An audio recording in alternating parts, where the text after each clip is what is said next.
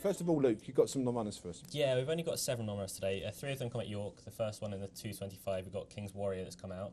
In the 255, we've got Mystique Rider and Ninjago for Richard Hannon, who's come out at the 330, who's going to be, well, probably a key player in that race. The 445 at Chepstow, we've got La Sacre. I hope I said that right. Yeah. I'm sure someone will tweet you in the third. I'm not too good on the French, so yeah.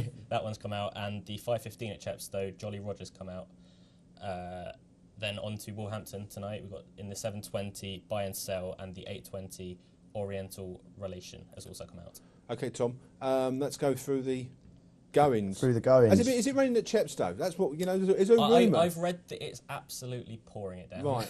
Well, you can tweet us and use the handle at BetRacingNation, because obviously we're down here in London, and I don't know if that is factual or just someone giving a rumour. But it is quite important the going there at Chepstow, because if it does rain, it can suit a lot of more horses later on this afternoon. Tom, the goings as they stand. Yeah, obviously big meet up at Newmarket with the Middle Park, Cesarovic and the Dewhurst there. It's going on the soft side now, good to soft after 3.5 millimetres of rain overnight.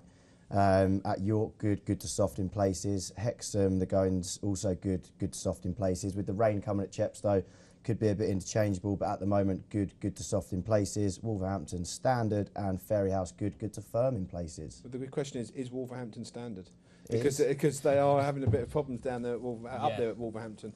Don't forget, between now and 12 o'clock, if you're out and about, you can download the free Sports Tonight Live app, and that's for Android, iPhone and iPad. So if you're out and about, or you're getting bored with this lot and you want to come back at 11, that's not very nice for me to say, but if you're out and about, it's a nice welcome back for me. Absolutely, a nice welcome back for you indeed, Luke. Let's talk about the Cole Sprint Trophy Handicap at York. That's the one race we're featuring at York. These are minefields for me, and I know you've got both you and Tom actually come to the same decision on what you fancy. But I mean, let's talk about one or two. Let's talk about your fancy Versatile and Baccarat. Yes, I don't normally like to go with the favourite in these big handicaps, but I think Baccarat is a worthy favourite. I'm going to use the phrase better than a handicapper, which I've probably used the past couple of weeks to talk about horses in these races. He's only had 9 races.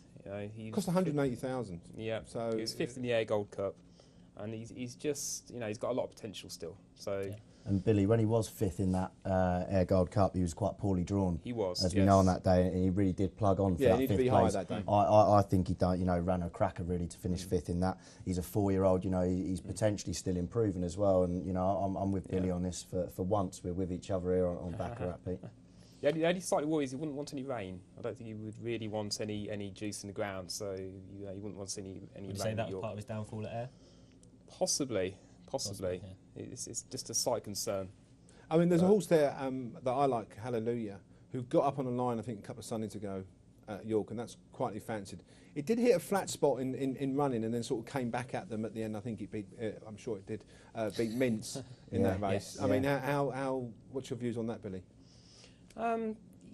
He's okay. He doesn't move me. I mean, I think he's won 2 successful races. I mean, James Hunshaw's good at bringing a horse along, so he could still have improvements in him. He wasn't one that jumped off the page from a low draw. I mean, the draw's obviously quite important, whether you take the view it's going to be high or low or down the middle. Yeah, they were going high yesterday, weren't they? So you think it's quite important? With that selection, Hallelujah, I think it's a bit of a shame, really, because he's a lightly raced 5-year-old. He does have some good form in the book, but then I looked at the ground and I think it's a slight worry. Yeah. His best form does come, if there's a bit of softer rattling, ground really. definitely suit. No, well, I think softer ground will suit. You think softer ground will suit? Yeah, absolutely. Yeah, I do. Yeah, I've done my research, Tom. I completely disagree with you. Though. Okay, well, you can disagree with me, but doesn't mean you're right. And also, it's a shame that he's poorly drawn. I think if those factors were in his favour, he would be well up there, but not with those against him. No. A horse that was second in this last year. I hope I'm pronouncing this right. Louis de Pury.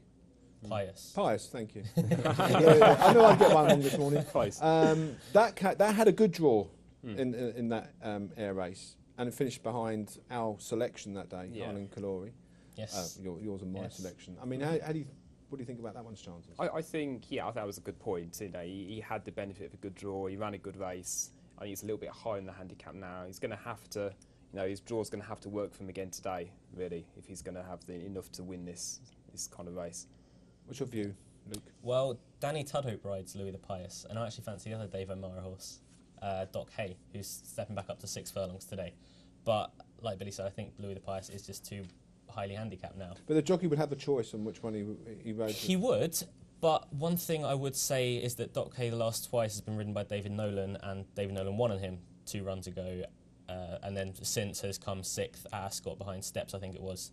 So it could just be the owners prefer David Nolan to Danny Toto, but that's just speculation. I was quite surprised that Daniel Bergen, apprentice, doesn't actually take it. Is it David Bergen? Yeah, Sorry for correcting Takes me. 5, yeah. But I'm quite surprised that he hasn't managed to pick up one of those rides, because he's actually got, as jockeys goes, he's a hot jockey around York at the moment. I think he's 27-30% or something around the track. I'm quite surprised that he and he gets a £5 claim. And he gets the £5 claim. Is there anything, Billy, that, in this race that we've not mentioned? I mean, these races this time of year are absolute minefields, because as we mentioned on Thursday, form goes out a little bit out the window in October. Is there anything on an outsider point of view that you've looked at? Yeah, I like an outsider. I quite like Humidor. I don't normally go for a horse that's not a handicapper, and he's not really a handicapper. Yeah. He's found that quite difficult. But he has got some Group 1 form in the book. He's drawn 20, and he's actually on a good mark. And I could just see him winning a good race. He was 20, 25 to 1 this morning.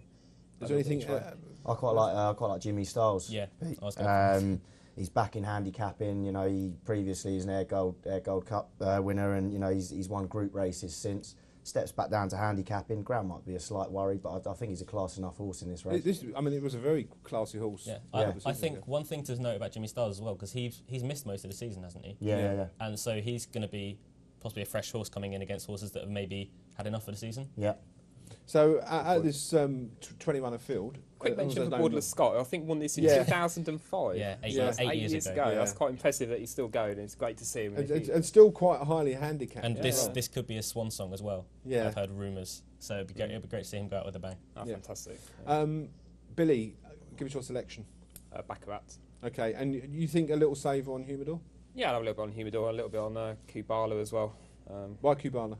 Well, had a bad race last time, was already beaten when he got hampered, but prior to that he was progressive, looked a horse with more to come. So in a race like this, from your perspective, obviously you like these handicaps, you always would take 2 or 3. Oh yeah, because absolutely, yeah. Not go for the one selection that some people. You don't need to. If you back in 3 or 4 at 20 to 1, that's fine. Yeah. Okay,